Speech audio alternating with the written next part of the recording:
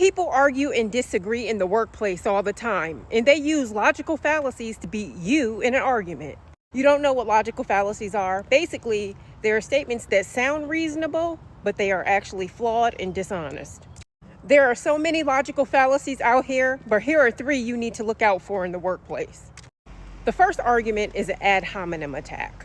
This happens when you personally attack the person disagreeing with you or arguing with you instead of invalidating their point. When someone does that, they have no counterpoint. It's weak as hell. To defend against this type of attack, what you would say is, let's bring the train back on the track. Seems like we derailed somewhere. Let's recenter and talk about, X, Y, and Z. Number 2 is a straw man argument. What happens here, the person that you're disagreeing with or arguing with will oversimplify your argument. They will try to generalize your point. They will try to twist your words and water down what you're saying. Once they feel they have achieved that, then they'll go on attack.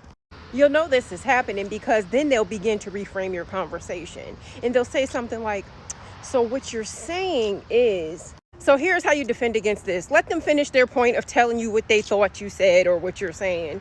And then you come back with, I appreciate your attempts to reframe what I said, but it's incorrect. Let me clarify. And then you go on to recenter your point.